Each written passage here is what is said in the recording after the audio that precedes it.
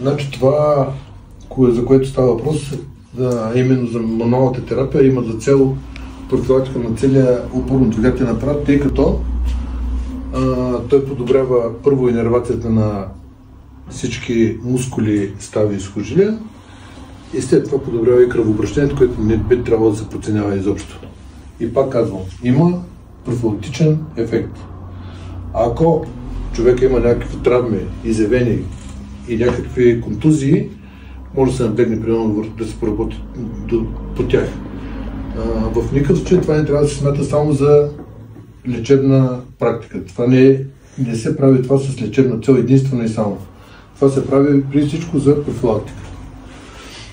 Така. Днес имаме човек, който работи много дълги години като шофьор на бус, на голям бус. И съответно вие всички знаете, че това се води своите последствия.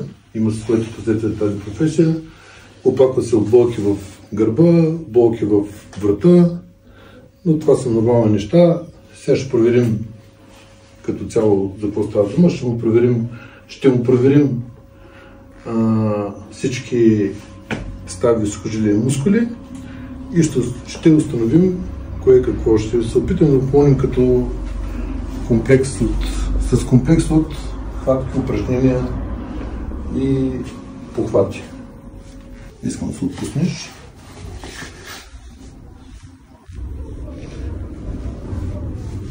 Така. Пусни рамото. Опусни рамото. Опусни това рамо. Опусни го. Не се повдига, опусни го. Опусни го дъчката да е свободна врата. Добре. Хайде пак отпускай. Хайде пак отпускай. Браво. Хайде сега да напушете си. Дайте да се качи.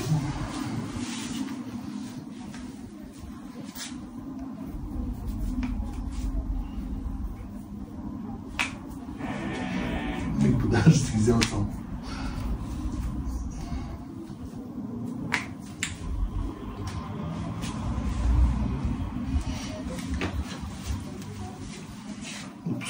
Отпусни.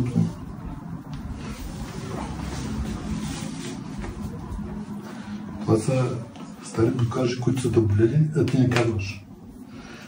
И не взимаш никакви мерки за тяхната профилактика.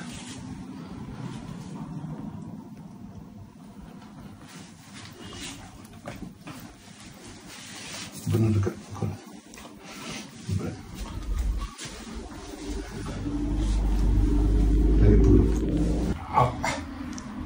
О!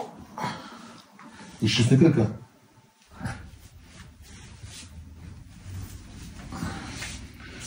Отпусни крака.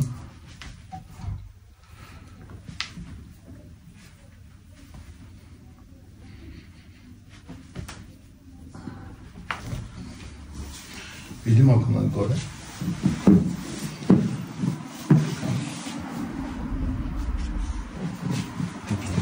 Отпусни глезена. Си голямото. Не, дай ми кръка тук, дай. Така, малко.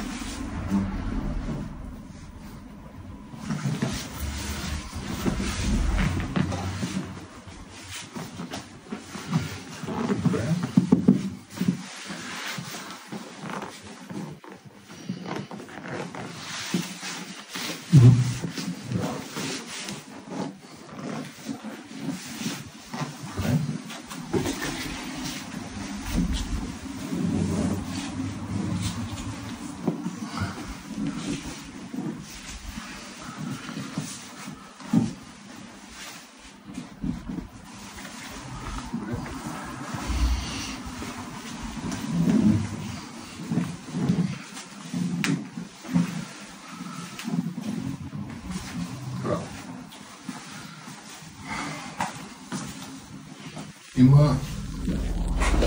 Този човек има